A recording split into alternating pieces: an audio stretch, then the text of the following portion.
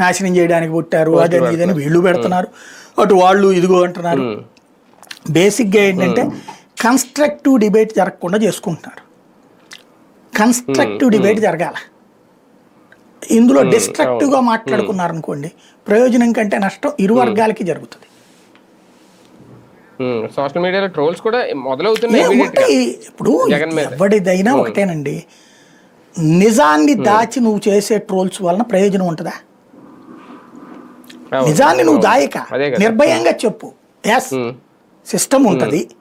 ఇప్పుడు దాని పేరేంటి, అసెంబ్లీలో అప్పుడు నీళ్లు లీక్ అయినాయి, అప్పుడు జగనే దానికి బొక్కెట్టాడని చెప్పారు, ఒక ఇన్వెస్టిగేషన్ కూడా వేశారు. ఏం తేల్చారు దాంట్లో? లేదు, అసెంబ్లీలో జగన్కి సంబంధించిన క్యాబిన్ లోకి నీళ్లు గారినాయి ఆ రోజున. దాని మీద అప్పుడు వాళ్ళు ప్రొజెక్ట్ చేస్తే వైసీపీ ఎమ్మెల్యేలు 14-19 మధ్యలో దాని మీద అప్పుడు కోడెల శివప్రసాద్ గారు ఎంక్వైరీకి ఆదేశించారు, జగనే పెట్టుకున్నాడని చెప్పి. ఫైనల్ గా తేలింది ఏంది, అక్కడ నీళ్లు పారడానికి కాలం ఉంటది కదా, ఇదే గొట్టా ఉంటది కదా,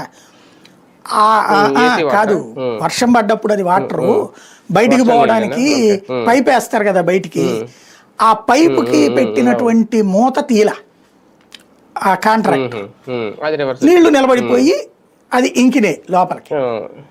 సింపుల్ అది. ఆ ముక్క చెప్తే అయిపోయేదానికి అబ్బో జగన్ కుట్రలు పన్నా